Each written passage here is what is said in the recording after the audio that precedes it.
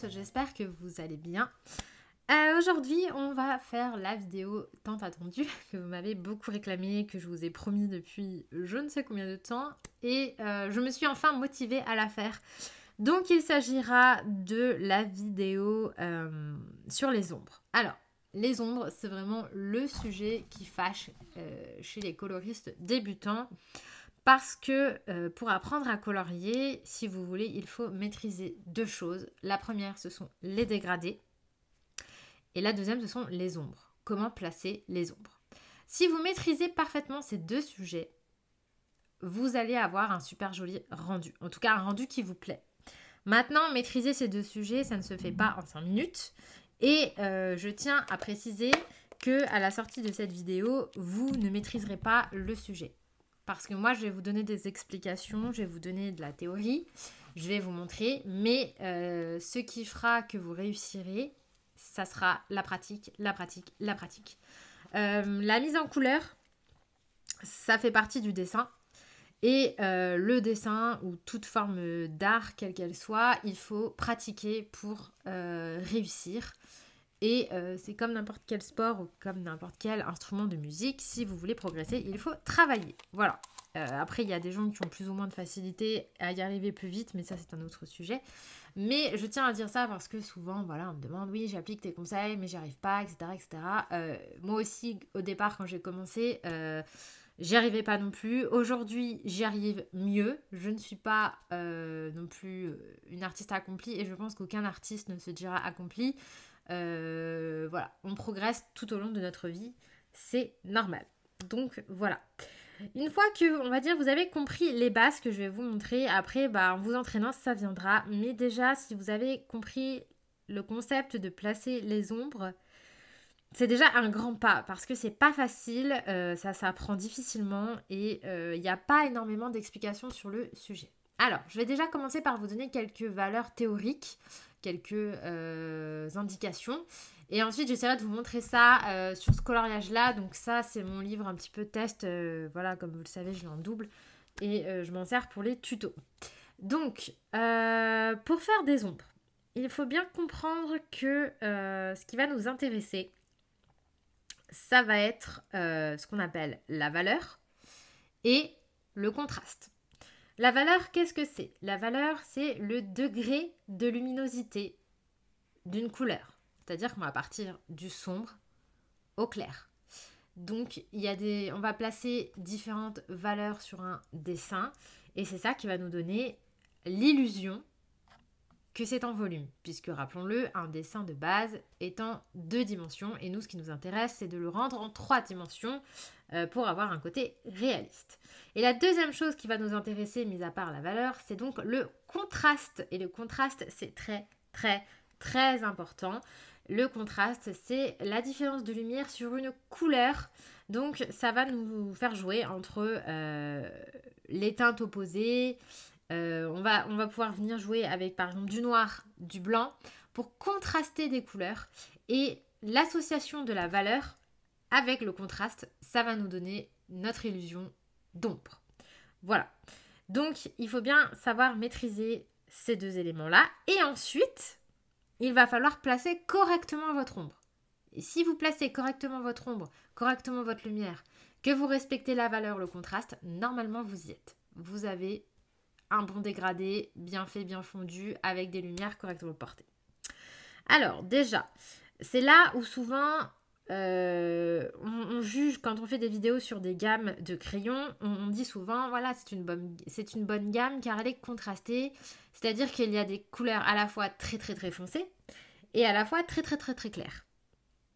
Par exemple, on va prendre les Light Fast ou les luminances, qui pour moi sont les deux gammes, on va dire, les plus onéreuses et qui sont quand même très reconnues dans le milieu, ainsi que les Prismacolor et les Polychromos. Tout cela, je les mets dans la même case. Vous allez trouver des teintes très très très foncées et à la fois, vous allez trouver des teintes très très très très claires. Ce qui va nous permettre de bien sûr faciliter les choses, puisque du coup, la valeur, on va l'avoir naturellement, on ne va pas avoir à jouer trop avec du noir et du blanc. Et le contraste va se faire tout seul. Donc c'est à ça qu'on reconnaît une bonne gamme. C'est-à-dire qu'une gamme de crayons où il n'y a pas beaucoup de foncé, ou même le plus foncé n'est pas très foncé, ça va pas nous aider à faire un joli effet de lumière. Voilà.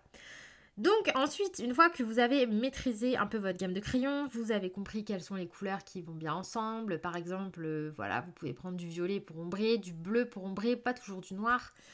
Une fois que vous avez compris ça, il va falloir tout simplement venir placer correctement son ombre. Et c'est ça le plus dur. C'est-à-dire que voilà, on se retrouve avec ça. Où est-ce que je mets l'ombre? Où est-ce que je mets la lumière? Comment je sais? Alors, déjà, il faut savoir, il y a 3 types d'ombre. Il y a l'ombre portée. Alors, l'ombre portée, qu'est-ce que c'est? C'est tout simplement une ombre qu'on va venir, qui va se projeter. Admettons, par exemple, ici, j'ai la lumière qui vient comme ça. Donc, par exemple, hop, on va prendre ce crayon jaune. Et là, je viens faire très grossièrement, bien entendu, puisque je ne vais pas m'amuser à faire tout un truc en vidéo, sinon ce serait trop long. Mais l'idée est là. Là, nous avons notre source de lumière. Voilà. Donc, sur cette feuille-là, nous allons avoir une ombre portée. C'est-à-dire que par rapport au plan de lumière, si on regarde bien, l'ombre, elle se... Bon, là, c'est difficile parce qu'on va dire qu'il n'y a pas de perspective. Mais en gros, vous voyez, ça se porterait comme ça. Et là, on aurait une ombre. Voilà. Donc ça, c'est une ombre portée. Hop. Voilà. Là, nous avons une ombre portée. Nous, on le fait rarement. Après, si vous faites des ombres portées sur tout le tour, ça va donner l'impression, vous voyez, de volume, comme si le dessin était rehaussé et que, voilà, dessous, il y avait un autre plan. Vous voyez ce que je veux dire? Donc ça, c'est quelque chose que vous allez utiliser pas hyper fréquemment en coloriage, mais voilà, c'est quand même bon de le savoir. Ça, c'est l'ombre portée. Donc l'ombre portée, vous partez de votre zone de lumière et vous venez dessiner, on va dire, l'ombre qui se projette sur le sol, comme si, par exemple, vous étiez face à un soleil et derrière vous, vous avez votre ombre qui se met sur le sol. Est-ce que vous voyez ce genre d'ombre? Ça, c'est l'ombre portée. Ça va être utile dans certains cas, mais pas toujours. Ensuite, nous avons ce qu'on appelle l'ombre d'occlusion. Donc là, cette ombre-là, c'est l'ombre qui va se trouver sous l'objet. Donc par exemple, on va prendre l'exemple à ce niveau-là. J'ai fait exprès de prendre ce couleur-là parce qu'il y a quand même du rond et le rond, c'est la sphère, c'est quand même le meilleur moyen. Mais si vous voulez l'ombre d'occlusion, ça va être cette zone-là. Vous voyez, ça va être la zone où les deux objets se touchent. Et donc forcément, sur cette zone-là, il n'y aura pas de lumière. Impossible, puisque les objets se touchent. Donc ça va être forcément la zone la plus foncée de votre dessin. Là, vous n'allez même pas chercher à comprendre. Ici, ça va forcément être hyper sombre. Pourquoi? Parce que les deux objets se touchent. Comme là, comme là. En fait, à chaque fois que votre objet touche quelque chose, là, vous voyez, sur le champignon, ça va être sombre. Donc, à chaque fois que vous allez, là, par exemple, sur cette limite, ça touche le pied du champignon. Donc, vous allez avoir une ombre. Donc, voilà. Là, on a l'ombre d'occlusion. Donc, c'est vraiment ce qu'on appelle la zone la plus sombre du dessin. Ensuite, la dernière chose, c'est l'ombre propre. Donc l'ombre propre, c'est l'ombre qui est plus floue.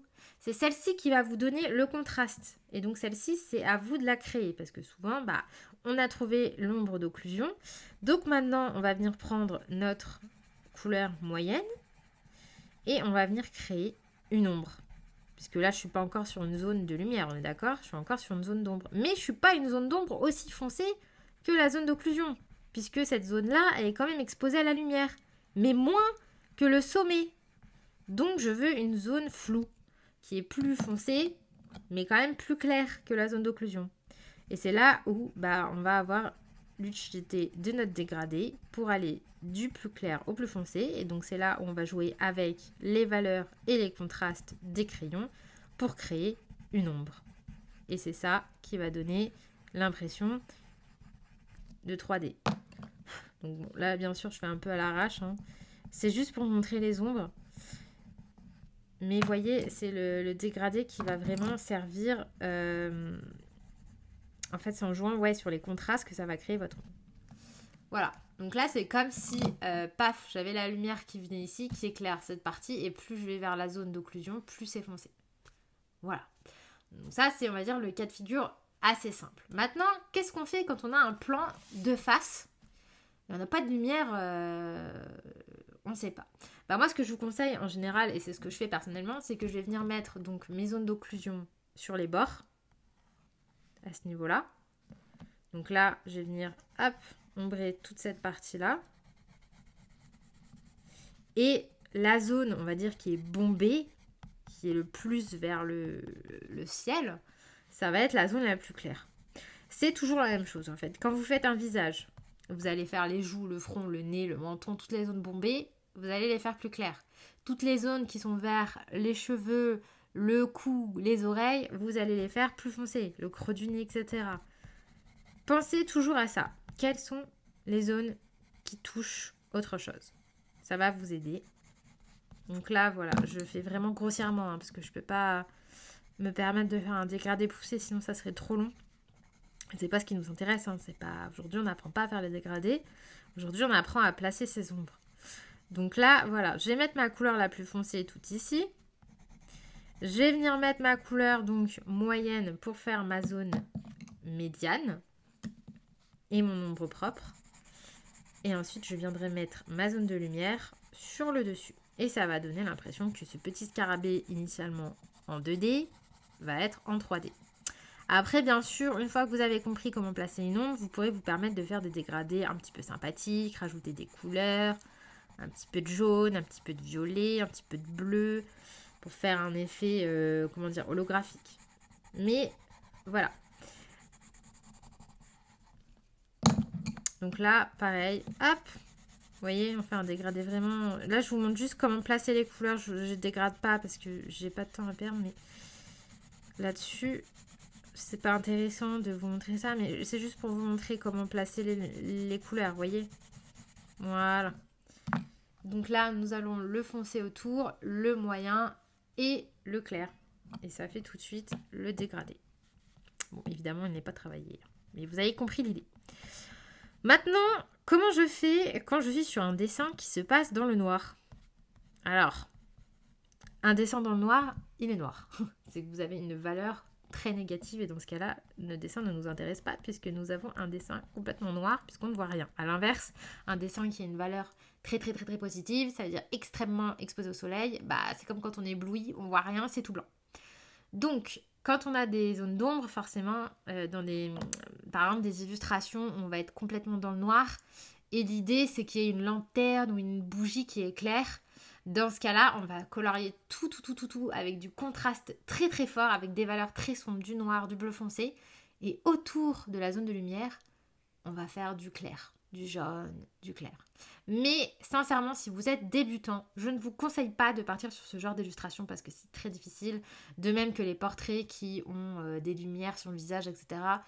Déjà, essayez de placer vos ombres correctement sur des plans, on va dire, normaux. Et quand vous maîtrisez ça, vous pouvez aller sur des coloriages où on va avoir une source de lumière rapprochée. Par exemple, qu'est-ce que je peux vous trouver? Par exemple, vous pouvez faire, admettons, on part sur cette illustration de nuit. On pourrait dire que là, il y a de la lumière qui s'échappe des fenêtres. Et dans ce cas-là, on va mettre du noir, du rouge très foncé, tout là. Et plus on se rapproche de la fenêtre, plus on va être éclairé. Là, la zone d'occlusion, on la ferait la plus éloignée de la source de lumière. Donc, c'est-à-dire que la source de lumière qui est ici, à ce niveau-là, on est dans le noir. Donc, le scarabée, tout ici, ça serait très sombre. Et tout sur cette moitié-là, ça serait plus clair. Vous voyez? Plutôt que de faire du sombre tout autour, cette fois-ci, je mettrai le sombre tout à droite. Et plus je reviens sur la gauche, plus c'est clair. À chaque fois, en fait, vous allez faire ça. Vous allez identifier votre source de lumière. Soit il y en a une parce que vous l'avez dessinée. Par exemple, vous avez fait une lune, il y a une bougie, il y a une lanterne, etc. Dans ce cas-là, oui, voilà, on va faire, hop, la lumière en fonction. Bah, par exemple, voilà, ici, il y a une lanterne. Donc, les feuilles autour, par exemple, si je fais de nuit, parce que si je fais le color en plein jour, on s'en fout concrètement. Mais si je fais le coloriage de nuit, là, je vais m'amuser à faire de la lumière. Donc, toute cette feuille-là, je vais la faire un petit peu jaunâtre sur le bord. Pareil ici. Là, je vais faire du foncé. Là, je vais faire du clair. Et je vais bien contraster. Bien noir, bien foncé. Et là, bien clair. Vous voyez, pour bien que ça ressorte. Parce que c'est vraiment ça le secret à un coloriage très contrasté. C'est un coloriage où on voit bien les différences de valeur. On voit bien les ombres. Et forcément, il va hyper bien ressortir. Donc voilà, là je vais faire quelque chose de plus clair. Là derrière je vais faire forcément plus foncé. Là tout là ça va être foncé. Voyez, là sur un coloriage, par exemple sur celui-ci, il n'y a pas de lumière identifiée. Bon, bah, je vais partir sur du classique où je vais mettre mes zones de lumière sur les zones bombées. Et puis j'ai pas trop me casser la tête. Sur des coloriages où, admettons par exemple, la fée, elle a de la poussière d'étoiles lumineuses, bah, je vais faire mes zones de lumière ici, et puis par là, ça sera plus foncé, et ainsi de suite. Donc à chaque fois, vous identifiez votre zone de lumière, et en fonction de ça, bah, vous faites votre coloriage. Donc là, par exemple, la feuille, hop, j'ai envie de dire qu'elle sera éclairée. Donc je vais reprendre mon jaune. Tac. Et je vais venir là colorier. Bon, là, ça va faire un peu moche, mais je pense que vous avez saisi. Vous allez venir dégrader.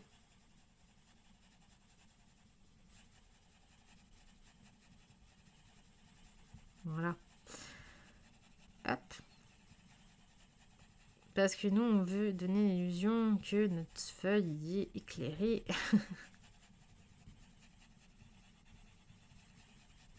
Et plus vous allez descendre, plus vous allez faire votre feuille foncée.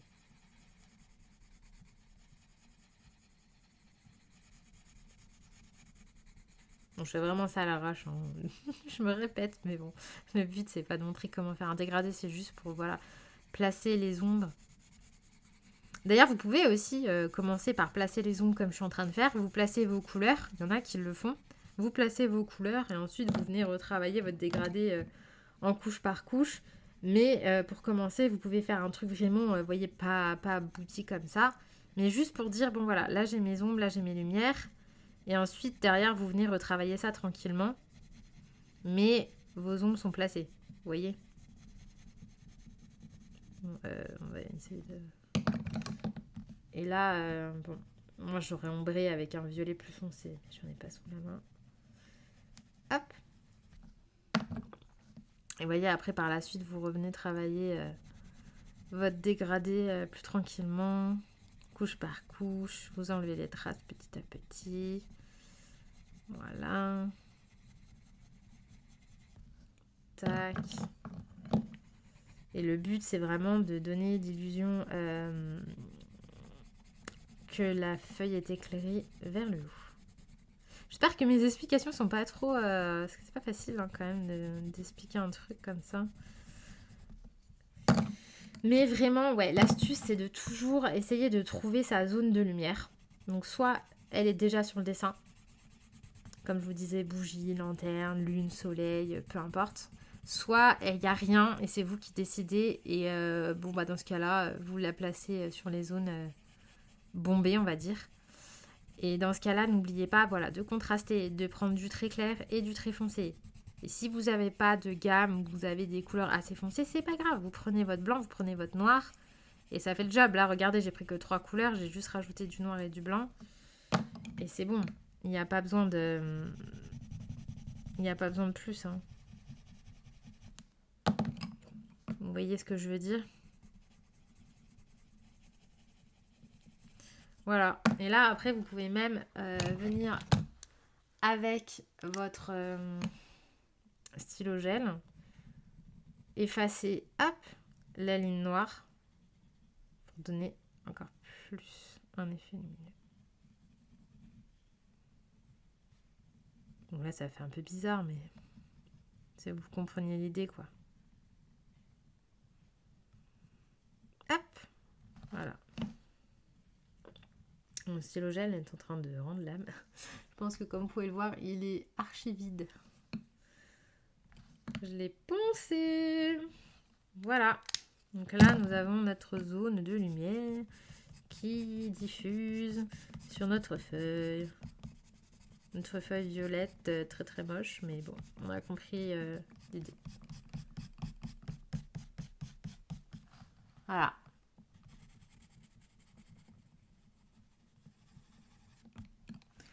Et en gros, bah, ça va venir éclairer par là. Là, c'est de plus en plus sombre. Et là, vous avez l'ombre portée. Je pense que vous avez compris plus ou moins l'idée que je voulais amener. Et voilà en fait, hein, c'est pas plus compliqué que ça. Après, bah faut s'entraîner et puis au fur et à mesure, ça viendra tout seul. Vous aurez plus besoin de réfléchir. Vous verrez une fenêtre, ah bah tiens, là je vais faire des lumières. Vous verrez un soleil, ah bah tiens, là je vais faire. Par exemple, si je prends ce coloriage là, bon voilà, j'ai mis mes zones de lumière un peu au pif. Parce qu'il n'y avait pas de choses. Donc j'ai respecté les volumes et j'ai mis les zones d'ombre à chaque fois sur les zones d'occlusion. Vous voyez, sur le tour et le milieu et ombré, sachant que ça c'est un vieux coloriage. Mais voilà. Bon, bah écoutez, je pense que j'ai fait le tour de la question. Les points à retenir, c'est de bien comprendre l'importance, voilà, du contraste et de la valeur. Donc la valeur, le degré de luminosité, du sombre au clair, le contraste, les différentes teintes que vous allez utiliser pour nuancer. Et enfin, la deuxième chose, c'est les types d'ombre. Est-ce que vous avez une ombre portée ? Est-ce que vous avez une ombre floue ? Est-ce que vous avez une ombre propre ? Etc. etc. Et donc, voilà, une fois que vous avez identifié votre ombre d'occlusion, votre ombre propre, etc., vous allez pouvoir placer ça correctement. Et ensuite, vous venez travailler tranquillement votre petit dégradé, couche par couche, ou en mélangeant les pigments comme vous voulez. Les deux techniques marchent très bien. Vous venez jouer avec vos couleurs, vous prenez du noir, du blanc, du bleu, ce que vous voulez. Vous ombrez tranquillement et ensuite, bah voilà, vous pouvez venir utiliser du Posca, du stylo gel blanc pour aider à contraster et ça va venir donner cette impression de lumière. Là, franchement, c'est super moche, mais c'était juste pour montrer l'idée, voilà, que quand il y a une source de lumière, il ne faut pas hésiter à éclairer correctement la feuille. J'ai fait le tour de la question, je pense. Si vous avez d'autres questions, n'hésitez pas en commentaire, j'essaierai de répondre à tout le monde. Et puis en attendant, bah, entraînez-vous, pratiquez, coloriez. Si ça ne vous plaît pas, ce n'est pas grave, on se prend pas la tête. Et puis bah, en attendant une prochaine vidéo, je vous fais plein de bisous. À bientôt.